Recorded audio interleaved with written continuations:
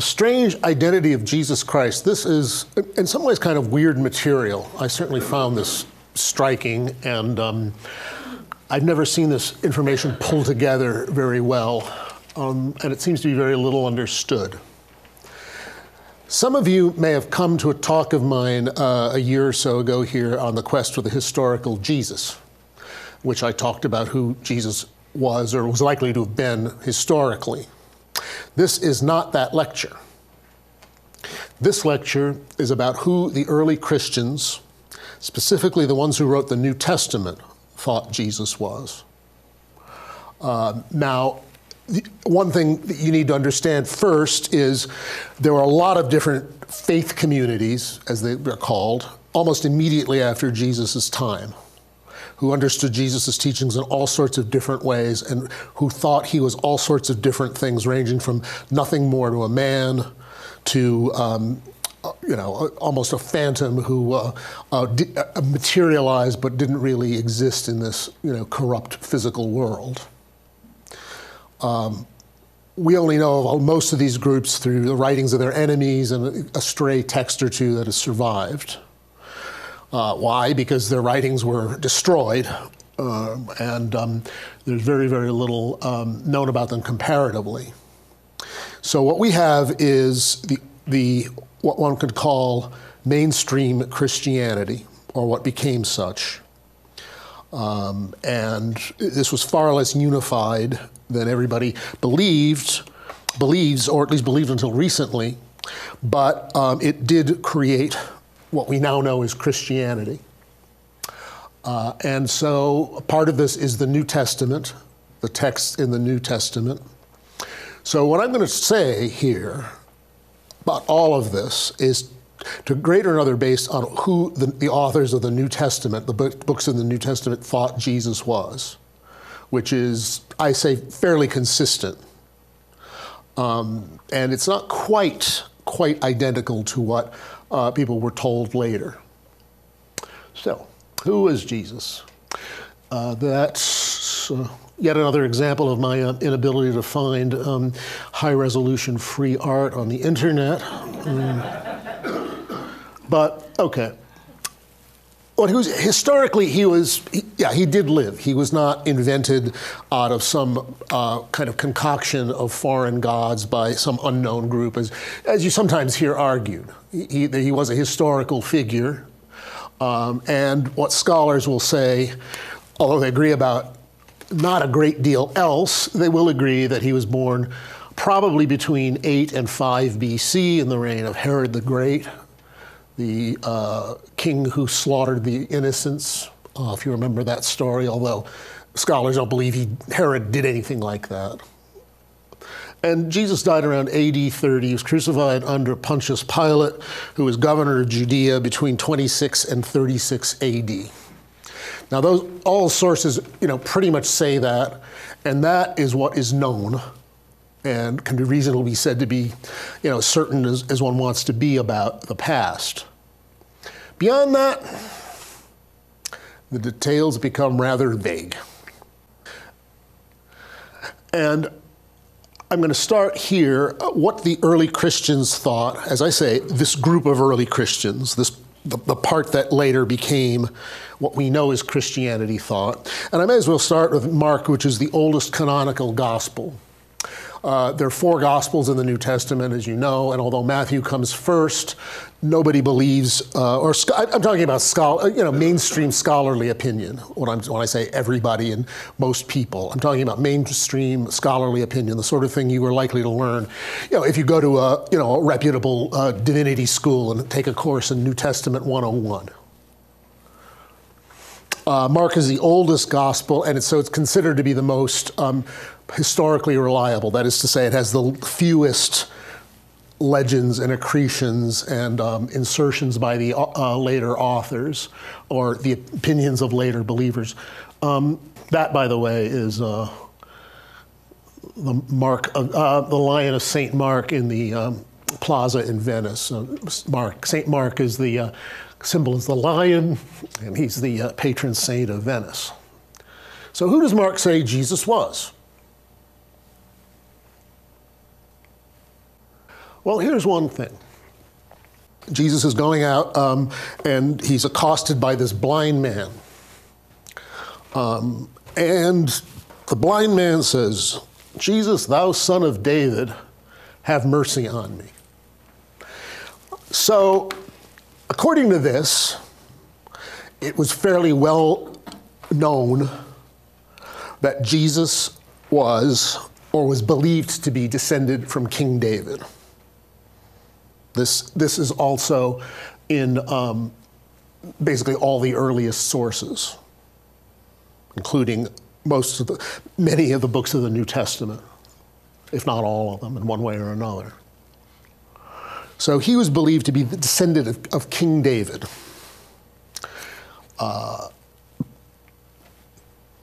And he himself here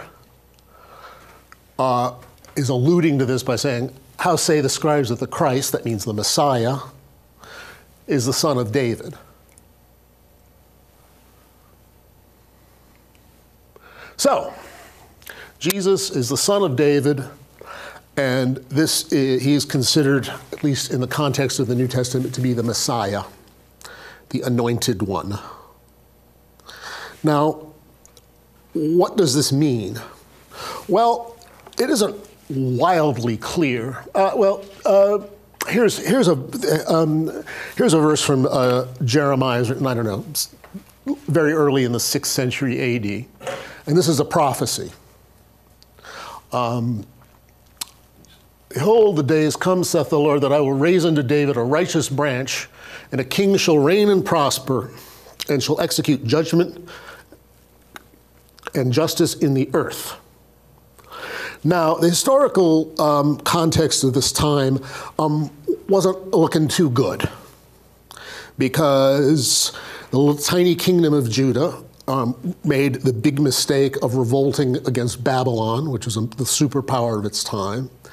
And as a result, the Babylonians came, destroyed Jerusalem, and they took the last king in the line of David, whose name was Zedekiah, and they made him stand there and watch while his sons were killed. And then they put out his eyes and put him in prison for the rest of his life. That was the last king of the line of David. And this was the way things were going when this verse was uttered. There was never again another Davidic king on the throne, ever, period. Notice, there's a prophecy that he will come back. A king in the line of David will come back and execute judgment and justice in the earth. It's even starting to sound a bit universal. So there was some expectation that eventually somebody from the line of David would come back and rule. That was a prophecy. I mean, that was in sacred scripture. So it was believed and taken seriously. So this king had to be of the line of David. Now, this Messiah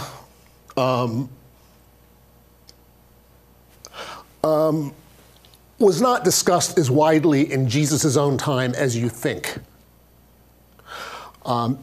There's a widespread belief that there was a widespread expectation that a Messiah was coming, but there aren't too many references to the Messiah in the other literature, that survived from Jesus' time. Like what? Like this. A lot of this is the literature from Jesus' time. This is the Old Testament pseudepigrapha, of which this is one out of 2 volumes, and it has all kinds of things that never made it into the Bible. The Treatise of Shem, the Greek Apocalypse of Ezra, 3rd Baruch, 12 Testaments of the 12 Patriarchs, and I'll quote from a couple of these books later on. These were the texts that were written these texts were written in that time. And they just don't mention the Messiah too much. It wasn't really a part of it. Now, was Jesus descended from David? Well, Matthew and Luke say he was. But their genealogies don't agree. Matthew says that Jesus descended from David through Solomon, and Luke said that Jesus descended from David through David's son Nathan. And this has puzzled. All right, these gospels, right, were eventually accepted both as sacred scripture, both texts, right? They're both in the New Testament. So how could he have these two genealogies? And this has never been satisfactorily answered, assuming you take the genealogies as correct. The best people can do is say, well, actually, maybe what it really means is that the line that Matthew is talking about is his father, and the Luke line from Nathan was through his mother. Of course, if Jesus was born of a virgin birth, being descended from his father kind of didn't really entirely count. That's the best anyone has been able to do. Scholars today just don't think don't put a great deal of faith in either one. In short, Jesus was believed to be descended from David, and whether he really was is impossible to say. That is to say, biologically, was Jesus descended from King David? Well, we're never going to really know this because we have neither anything like even remotely resembling DNA from either David or Jesus. And David is a fairly shadow figure himself, by the way, which is, would be another lecture. So, but it is possible, I think, to say that at the time he was believed to be. Is this possible? Well, I think so. I mean, the Jews had been living continuously. They'd come back from the Babylonian exile, and they lived pretty much continuously in Judea from that time unto Jesus' time. So there was a lot of continuity. There were genealogies.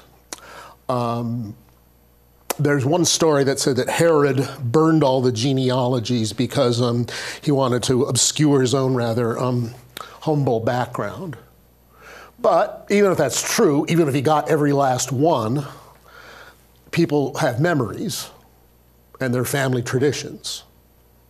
And particularly in a society that was much more oriented toward the past than ours is, if they thought they were descended from David, they would probably keep that tradition alive. So that much is plausible. How genuine this tradition is, well, who knows? Well, hey, if Jesus was like from this royal line, hey, I mean, wasn't he like a carpenter or something? It's kind of a crummy job for like a royal scion to have. Well, supposedly, but as you know, there's nothing more common in the world than aristocratic families who've fallen on hard times. So that hardly contradicts one. So I think that can be said safely. And this messianic status was kind of vague. I do not believe that he himself understood this in political terms, although you will see arguments, even in fairly recent books, that are. The thing is, if he was going around making these political statements, well, where are they? Well, he doesn't actually talk much about politics of any sort.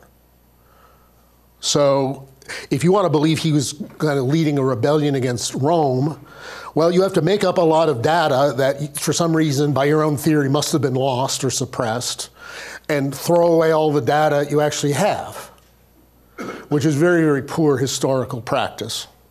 And it's just, it's a file under special pleading.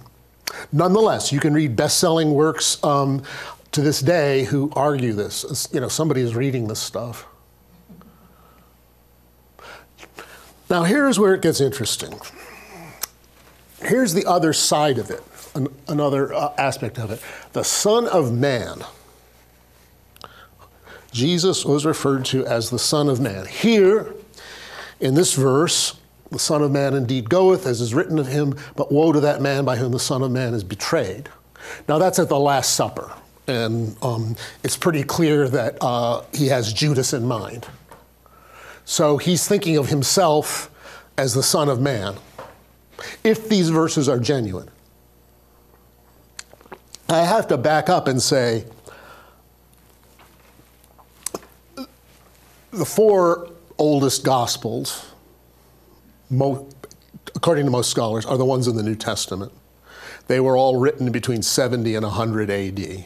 I think you could make an argument that there's another one called the Gospel of Thomas that maybe is older, but that is not universally accepted. So these are the best historical sources we have for Jesus. At the same time, every scholar admits that a certain amount of legendary material must have got in at some point. They do not agree the slightest bit about how much there is. Most scholars would say, for example, that the Gospel of John has very, very little historical backing. And a typical scholar would very likely say, none of that happened, the changing of water to wine, all of Jesus's claims in I am the way, truth, and life. Their theory, a widespread belief is that he never said that. That's why I'm focusing on Mark, because that's the one that's considered to be the oldest and may have the most connection to what happened. But anyway, so here, according to Mark, and he's the Son of Man, which is an extremely weird expression. So weird that, I mean, if you read present theological interpretations, they're almost comical. It's like, the exam you wrote, when you didn't go any of the courses and didn't go to any lectures and didn't do any of the reading. It's just like, well, Jesus emphasizes very much his humanity and his very deep connection with the human race. I mean, it's embarrassing to read some of this stuff by serious theologians. All right, this is from the book of Daniel in the Old Testament, and this is a reference to, this is a vision, one like the Son of Man came with the clouds of heaven and came to the Ancient Days, and they brought him near before him, presumably the Ancient of Days. Okay. Now, if a Christian reads this, it seems very, very obvious what they're talking about, because the Son of Man, is the Son, Jesus. The Ancient of Days is God the Father, right? That would be a very, very easy step for a contemporary Christian to make. But here's a funny question. Daniel was written around 165 BC. And Daniel, so that's 200 years before anyone thought of anything like Christianity. So what did Daniel, who's a Jew, think the Son of Man was? There obviously was a Son of Man in Judaism. So who was he? Now, I want to say this, it's kind of a minor point, but in most of the Bible, the Old Testament, the Son of Man simply is just another way of saying man. What is man, that thou art mindful of him, and the Son of Man, that thou carest for him, or something like that. In the book of Ezekiel, God keeps calling Ezekiel Son of Man, which just means like human. It's only in the book of Daniel, which is perhaps not coincidentally the latest, probably the last book in the Bible to have actually been written, there's this figure called the Son of Man.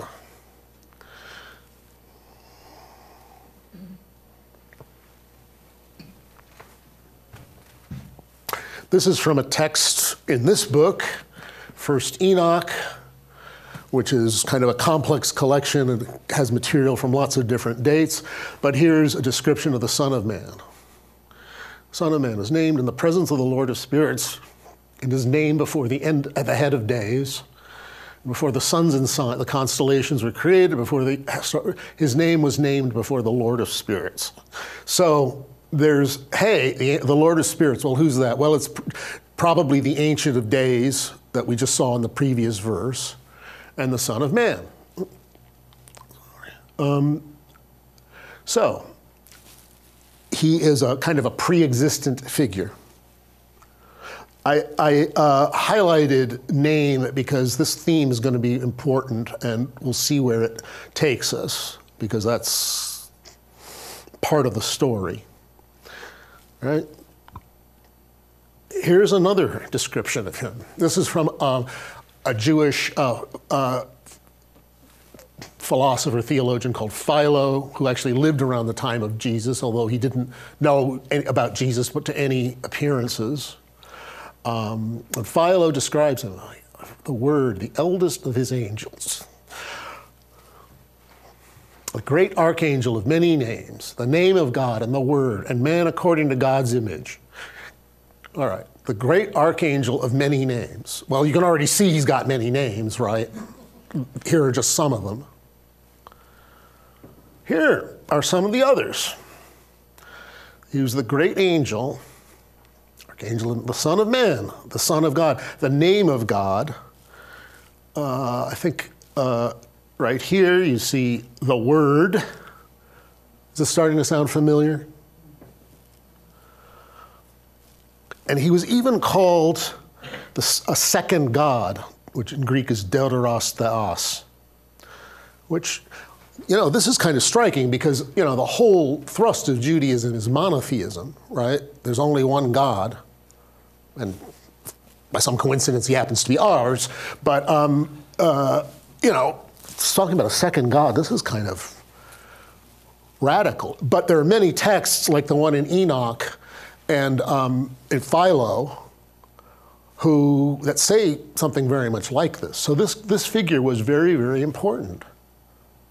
And he was kind of the highest of all angels. He was created before all the other angels.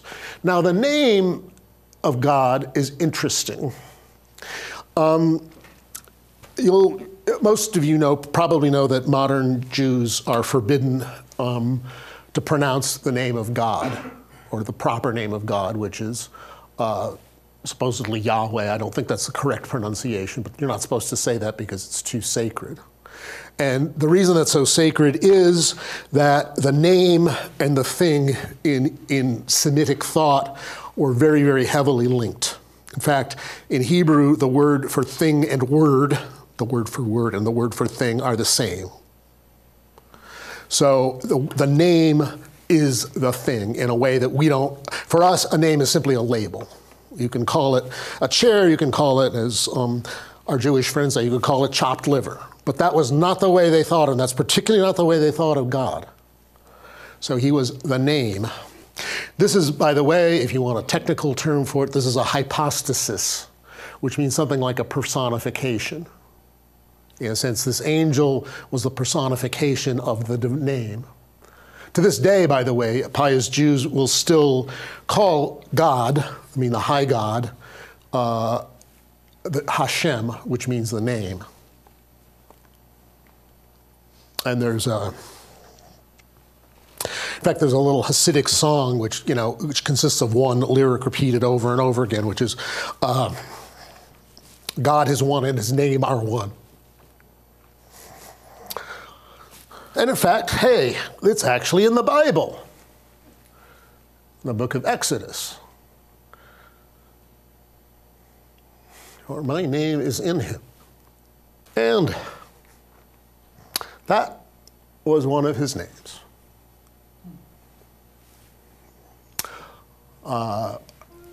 Metatron still appears in Kabbalah to this day, but the average Christian, the average Jew probably never heard of this name, or if they have, they certainly have an idea of it. My name is in him. Well, that's what we just saw, right? My name is in him. This is one theory about where Metatron's name came from. One theory. Well, here it is, Yahweh. This is called the Tetragrammaton, 4 letters. Tetra, 4, Metatron. I'm not sure I'm totally convinced by this theory myself. In fact, I don't think it's widely understood, but it's kind of ingenious. Here's another one that's a little more plausible.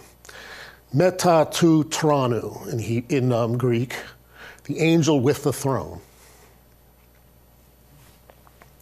That makes more sense to me. It's one of those things that there are lots of explanations, and none of them is really quite, kind of clicked with scholars. But this is the one that's probably, the one that's most accepted. And who is Metatron? Well, here's something else. This is from a similar text. In fact, supposedly by Enoch, but Metatron says, I am Enoch, the son of Jared. The Holy One, blessed be, he took me from their midst to be a witness against them in the heavenly height. So, by one theory, Enoch was elevated as the human being. Oh, Enoch, what about him? This is another widespread thing. He was translated that he should not see death. That is to say, Enoch was not believed to have died. It simply says that he walked with God and God took him. This is in the book of Genesis. He's a very mysterious figure, but because he's so mysterious and because, wow, it's like God didn't even let him die. I mean, that's kind of impressive. So then the legend became that, instead of dying, he was raised up and made the highest angel. Another little twist to this is, in the Kabbalah, sometimes it's said that Enoch was elevated to the place where Lucifer had fallen from. Lucifer had been like the top angel in the sense when that, as it were, position became vacant. Enoch was kind of promoted, hired from outside, I guess, since he had already been an angel. So this is a summary of a lot of what I told you. So here's Enoch, who gets elevated to the great angel. Now that is Jewish thought. The Christians never associated Enoch with Jesus, to my knowledge, ever. It would be interesting. Well, if Jesus knew of this, Jesus thought he was the Son of Man, and he'd heard that the Son of Man was supposed to be Enoch. Did he think it was the reincarnation of Enoch? It's a fascinating thing, but I've never even heard any scholar think about it, and there's no evidence for it. What the Christians believed was this. There was this great angel who's above everything else in creation, including all the other angels, and he became incarnated in Jesus, who was the Son of Man, the Son of God, the Word, all of which he's called in the New Testament. And Jesus suffered and died, and was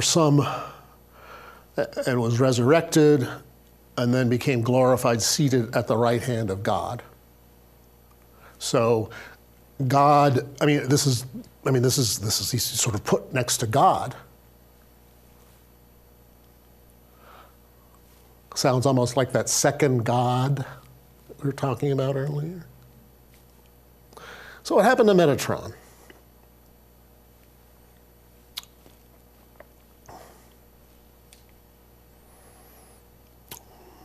Well, this is what happened in Christianity. Jesus is the Son of Man, the Son of God, the Word, the Logos. Thus, he is the incarnation of Metatron, the great angel. That was the belief, obviously, of Mark, who wrote the Gospel of Mark. It was the belief of Paul, because I could cite verses from Paul that say the same thing. And it was the author of the Hebrews. No one knows who wrote this. This is an anonymous text. It was sometimes attributed to Paul, but nobody even believed that even in antiquity. Oh, and we've seen that God was, the angel was kind of the creative agent of God, who actually made everything. By him all things were made, the opening of the beginning of the Gospel of John, and without him nothing was made that was made. Well, that's what John was thinking of. Philo, as we've seen, called him the Logos, which it sort of means word and it sort of doesn't, but for purposes of our discussion now, we can take it as meaning that. And so John, is basically associating the Logos, the great angel, with Jesus. So that's a lot of the New Testament right there. So what happened to Metatron? So, well, according to Christianity, so you see he got promoted. He already started as higher than anybody else, but then God made him equal or virtually equal to himself. In fact, here's that. In Catholic Christianity, which is the mainstream Christianity, all Christian sects, practically all Christian sects are, come out of Catholic Christianity, by which I mean Catholicism and Orthodoxy. I mean, from the Catholic's point of view, all Protestant churches are simply heresies of Catholicism. Of course, everyone is a heretic in everyone else's eyes. It just adds to the fun. So eventually it became that the Son has always been equal to God. The three persons of the Trinity, each of the persons is God, whole and entire. Each of the persons has all the divine attributes in their fullness. So it wasn't that Jesus was an angel who got promoted, which is what the early Christians actually thought, but he had always been equal to God right from the very start. I realize this is a lot of detail, and I hope I'm not going through it too fast, but I will say that I've never really seen this material presented in anything like at all a comprehensible fashion. And you will see, like in some of these texts, they mention the Son of Man, right? And so, you'll see a scholar write, well, this presence of the Son of Man may indicate Christian influence. Well, no, it doesn't indicate Christian influence at all. This was a completely Jewish idea that was completely part of the Jewish mainstream. All of this thing about the Logos, the Word, the great angel. I once went into a seminar at the Society for Biblical Literature. It was kind of the foremost body for studying such things. And the debate was this whole thing about this kind of God, this Logos, the Son of Man. And the debate was whether, as they put it, this idea was normative in first century Judaism, or was it just normative means everybody believed it, or most everybody believed it, or only some people believed it. So it was definitely there. I don't even remember what these scholars concluded. I remember it wasn't anything terribly conclusive. But that idea existed in Judaism, and Jesus' understanding theoretically of himself. Did Jesus believe he was the Son of Man? Well, that kind of goes back to, here's a verse, Mark.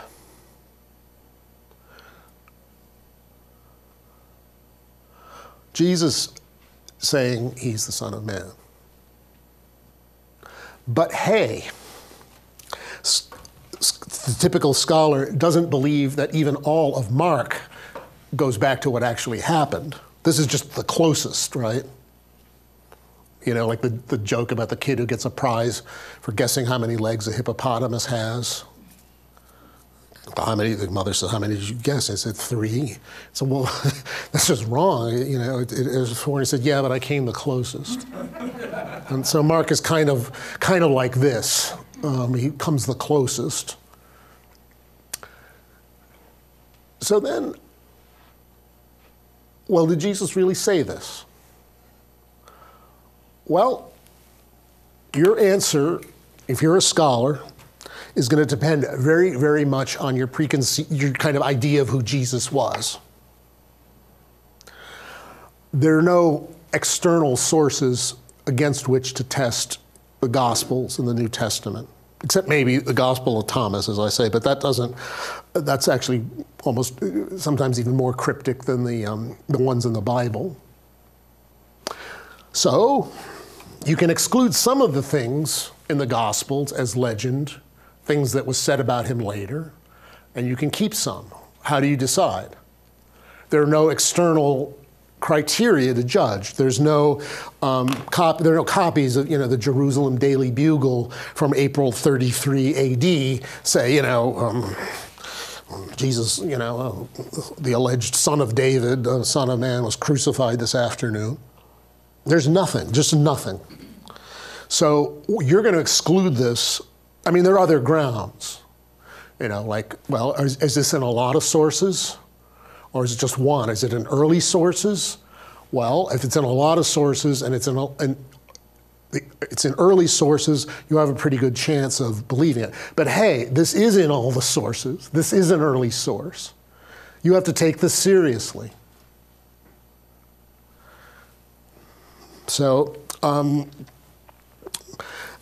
and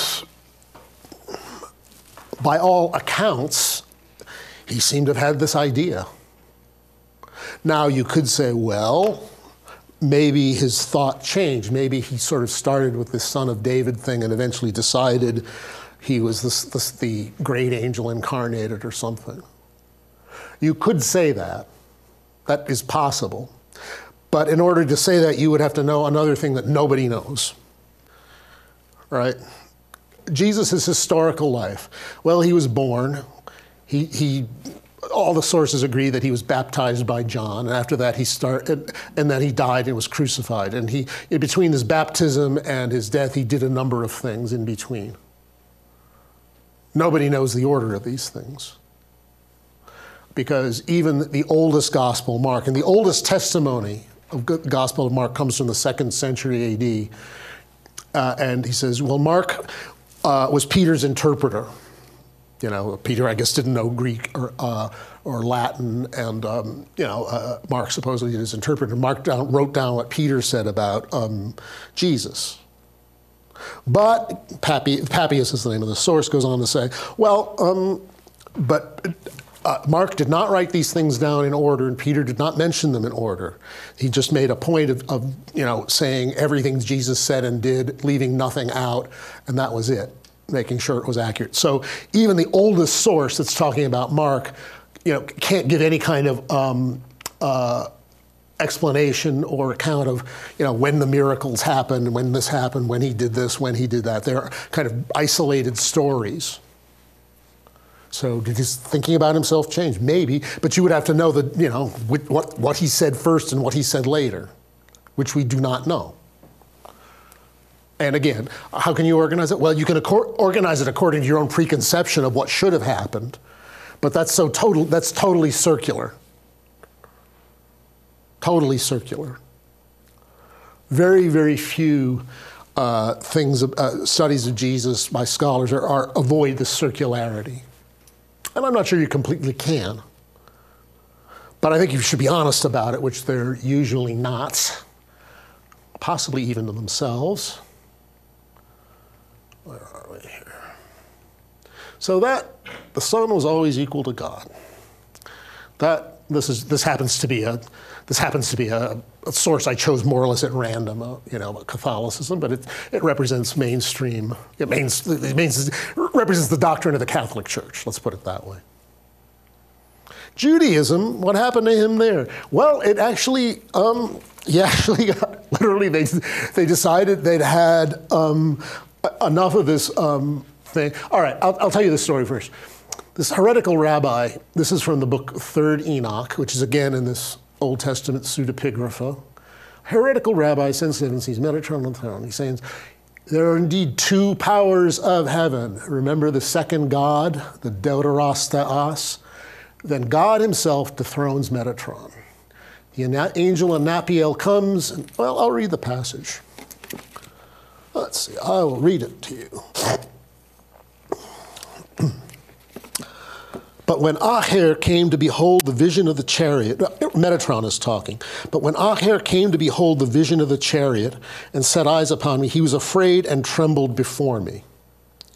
His soul was alarmed to the point of leaving him because of his fear, dread, and terror of me when he saw me seated upon a throne like a king, with ministering angels standing beside me as servants and all the princes of kingdoms crowned with crowns surrounding me.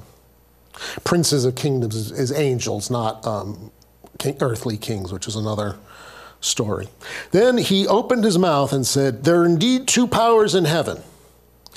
Immediately a divine voice came out of the presence of the Shekinah, which means the presence, and says, come back to me, apostate sons, apart from Aher.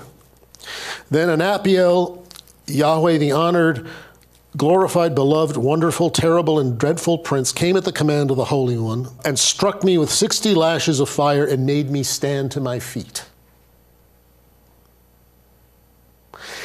Now, I mentioned this guy called Acher, this heretical rabbi. And that wasn't really his name, because Acher is Hebrew and it simply means the other one, and not in a nice way.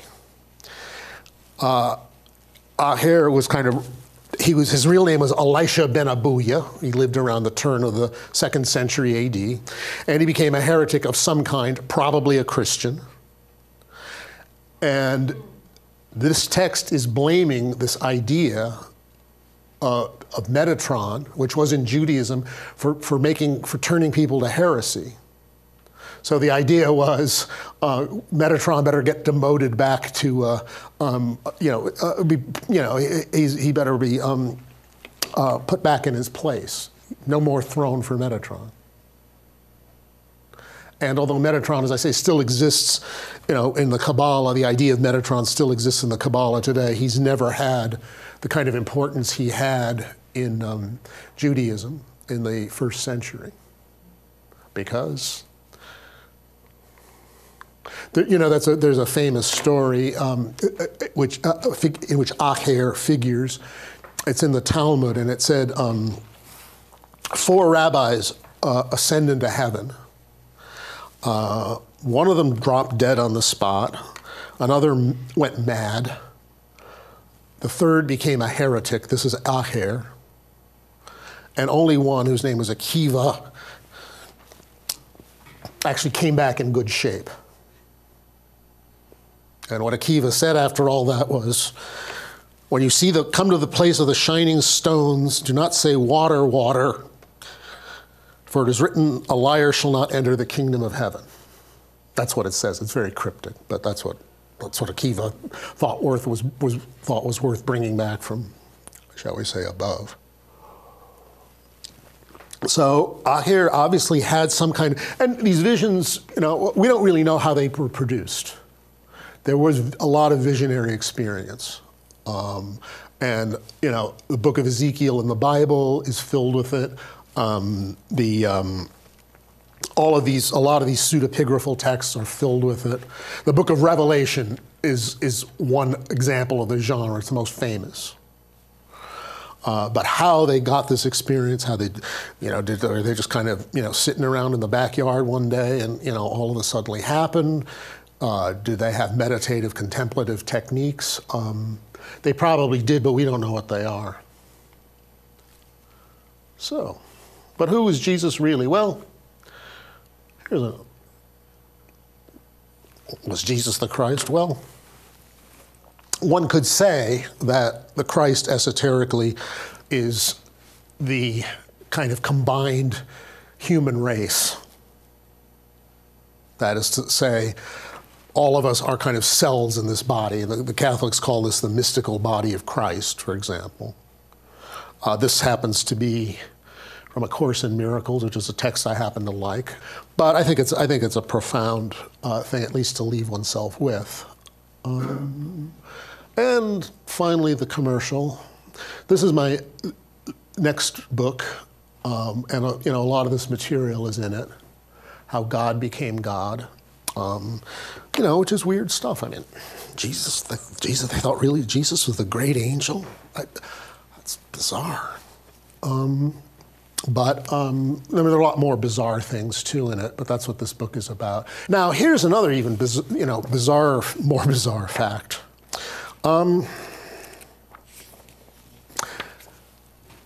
This has an article called God and the Great Angel. And if it weren't confusing enough,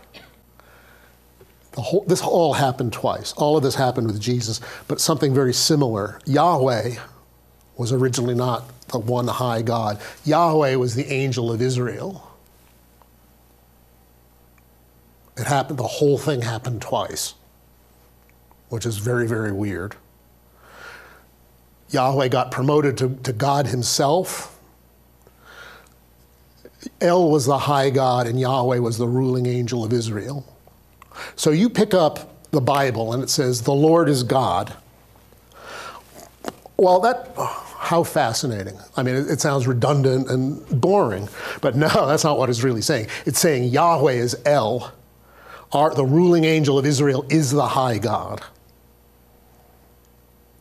If you understand this, a lot of things, and there are many puzzling verses in the Bible referring to the angel of the Lord, and like Yahweh being the angel. That happened all over again, and I don't know why, I don't know. I mean, it evokes some reflections and some possibilities. Yahweh became identified with El, the high God, in the 6th century. This certainly happens in the second Isaiah, the portion of the book of Isaiah that was written in the 6th century BC. So it probably happened by then. And all of this, obviously with Jesus, it happened in the 1st century. So who developed this Trinity? I mean, I know you're kind of alluding to it, but it's... Possibly an arch heretic. This is no joke. Yeah, I can see. The first reference to the doctrine of the Trinity that we know of is the title of a work by the Gnostic bishop Valentinus, considered an arch heretic, titled something like, I forget the exact title, but it's on the hypostases, the 3 persons of the Father, Son, and Holy Spirit. This work is lost. We only know its title. The only reason we even know its title is that when there was all sorts of this controversy about the doctrine of the Trinity, a guy who opposed it said, well, this is nothing more than the doctrine of Valentinus in this work. So Valentinus, the central doctrine of Christian theology, was it thought of by an arch heretic? Well, history is full of weirdnesses. But I mean, there was a bishop named Alexander in the 4th century AD who was kind of the spearhead of this idea of the Trinity. The Council of Nicaea in AD 325 basically created the doctrine that we now know and love, or not. But Athanasius was kind of his sidekick, and Athanasius was very influential in promoting it. That's why the church has the Athanasian Creed. He didn't write it. Nobody really believes Athanasius wrote it, but he was a very, very major figure. Athanasius, another interesting thing about Athanasius is that he may have, in his curious kind of way, finalized the canon of the New Testament, the text of the New Testament. Because once he sent an Easter letter in 367 AD saying, these are the books you should read. These are the books that are beneficial for salvation. All the others are junk, get rid of them.